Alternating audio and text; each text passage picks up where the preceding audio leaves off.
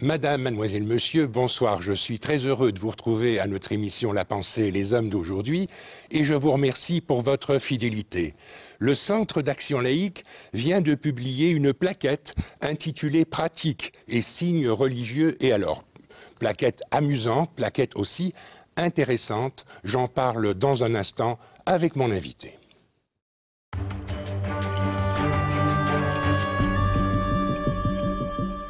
Mon invité, c'est Eliane de Prost, la secrétaire générale du Centre d'action laïque. J'imagine que vous êtes à la base de la rédaction de cette plaquette, dont je disais d'entrée de jeu, elle est intéressante et amusante. Amusante, nous verrons d'ailleurs à l'écran plusieurs des dessins vraiment très drôles qui parsèment cette publication.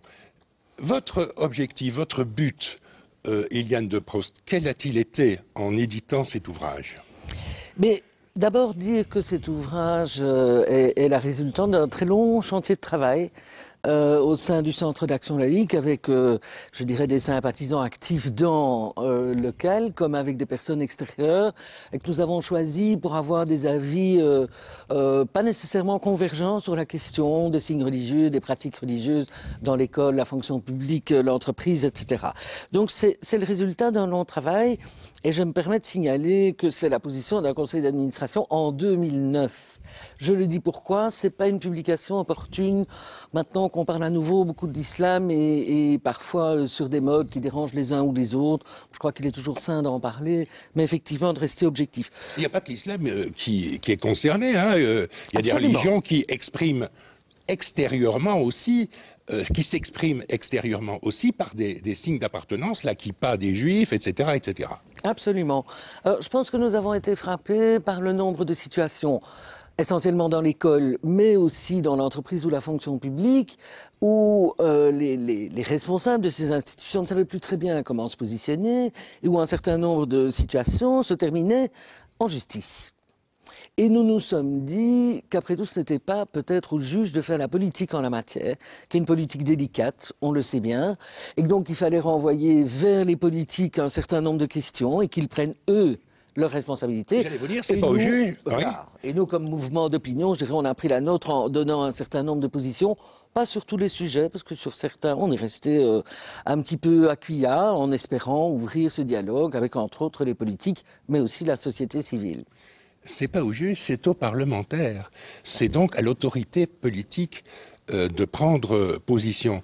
J'enregistrais récemment en radio à La Pensée des Hommes une émission avec le professeur Abdelkasis Kassem, qui est professeur en Tunisie, et qui me disait, avec un bras de reproche, lui qui combat le voile dans son pays, qui est musulman d'idéologie, de religion, mais qui combat le voile dans son pays, qui disait, mais vous, à part la France en Europe, vous ne prenez pas de position sur le voile, donc vous nous déforcez, nous qui voulons une certaine laïcisation, en l'occurrence là de la Tunisie.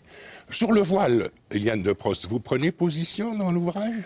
Absolument, mais vous avez eu raison de rappeler il y a quelques minutes, pas que sur le voile, sur la visibilité des convictions religieuses, mais aussi des convictions idéologiques, politiques, etc.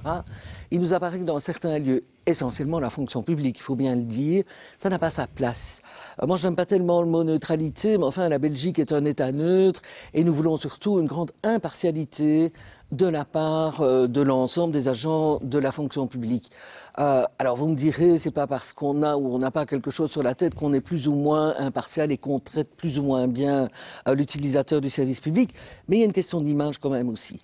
Idem dans l'école où laisser les enfants grandir sans que la première chose qui apparaisse d'eux soit la marque d'une quelconque conviction, mais leur laisser le temps d'échanger, de parler, de se confronter, de ne pas être d'accord, autrement que par une marque extérieure, nous semblait vraiment essentiel dans un État que nous espérons pas spécialement laïque, mais en tous les cas où la séparation des églises et de l'État soit une réalité. Je vais vous poser une petite question très spécifique. Nous sommes d'accord, neutralité des policiers, des magistrats, des gens de l'administration, des fonctionnaires de l'administration. C'est posé là, à propos du voile, c'est posé la question au Parlement bruxellois il y a quelques années de la prise de fonction et du fait de prononcer le serment d'une députée au Parlement bruxellois porteuse d'un voile et son parti, lors d'un colloque de la pensée des hommes, un sénateur de son parti a dit mais il est tout à fait normal qu'une parlementaire qui représente des citoyens exprime par son voile la voix de ses électeurs. Votre réaction à ce propos-là? Mais c'est une des questions que, peut-être un peu lâchement, nous renvoyons vers le politique. Mais bon, ça date d'il y a 2 ou 3 ans. Oui. Et depuis lors, vous savez, on entend les discours les plus absurdes par rapport à cette situation, où d'aucuns disent tant qu'elle est parlementaire, ça va, mais si elle devient secrétaire d'État ou ministre, ça ne va plus. Elle ne peut quand même pas nous représenter à l'étranger avec un foulard. Idem si elle devient échevine dans sa commune, etc. Donc, j'ai envie de dire, soyons aussi honnête, correct et clair dans nos messages vers les personnes qui ont envie de faire de la politique, d'être fonctionnaire ou ci ou là. Un peu de la même façon qu'on a beaucoup dit, mais dans la fonction publique, peu importe que le secrétaire en back-office, comme on dit, porte un foulard. Et moi je dis, mais ça veut dire que d'office, on les condamne à ne pas être dans une promotion professionnelle éventuelle qui les conduirait à être en contact avec le public. Donc je pense qu'il faut donner des règles du jeu qui soient viables et pas hypocrites. Et je pense que surtout, ce qui est important, c'est que les règles du jeu soient bien claires. Oui. Pour que tout le monde sache comment se positionner. Maintenant, nous venons d'évoquer, du moins en arrière-plan, le foulard, mais il y a bien d'autres questions de caractère religieux qui concernent la vie publique. Je pense notamment à tout ce qui a trait à la vie dans les hôpitaux. Et je pense à la réaction de certains qui sont des témoins de Jéhovah et qui refusent, par exemple, la transfusion sanguine. Quelle est l'attitude du Centre d'action laïque à l'égard de ce refus qui est incompréhensible aux yeux du citoyen moyen? Mais je pense que le Centre d'action laïque suit un peu ce qu'est le droit des patients, c'est-à-dire, je reviens un tout petit peu en arrière par rapport à votre question, je pense que tous et toutes, nous avons le droit de choisir notre médecin. Vous le faites, je le fais, voilà. C'est une latitude et c'est très bien ainsi. Oui, maintenant, en situation d'urgence... Voilà, j'allais le dire, en situation d'urgence. Tout autrement, et donc... La loi prévoit que la personne qui refuserait des soins soit bien informée de ce qu'elle risque. Et en cas de risque de décès pour la personne en question, le médecin a le droit d'agir et de pratiquer des soins malgré la volonté de la personne. Voilà, je pense que c'est une éthique qu'il faut pouvoir comprendre. Et comme vous le dites, il y a régulièrement des cas avec des témoins de Jéhovah qui ne veulent pas que leur enfant soit soigné dans de bonnes conditions.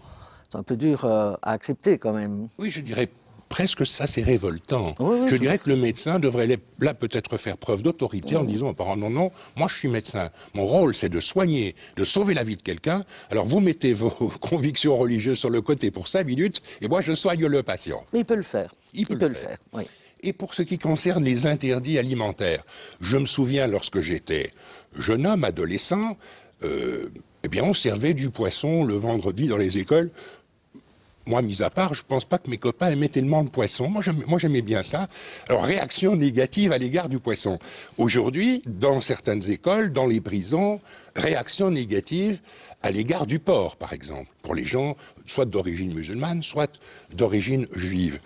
Quelle attitude adopter à l'égard de ces refus? Mais la proposition que nous faisons, c'est d'abord de prendre l'intérêt des personnes, à savoir à l'école une alimentation saine, a fortiori en prison puisqu'on n'est pas sorti le lendemain, et dans tous les lieux fermés d'ailleurs, les personnes âgées, etc., à l'hôpital. Et donc je pense qu'une deuxième chose est de respecter les convictions des personnes, et si elles ne souhaitent pas manger de porc ou pas manger ceci ou cela, il ne faut évidemment pas les forcer. Et donc la proposition que nous faisons, en tous les cas, pour l'école, mais je pense qu'elle est vraiment valable pour d'autres lieux, c'est que le jour où il y a du porc, il y ait un plat alternatif, végétarien par exemple, comme ça met, entre guillemets, tout le monde d'accord.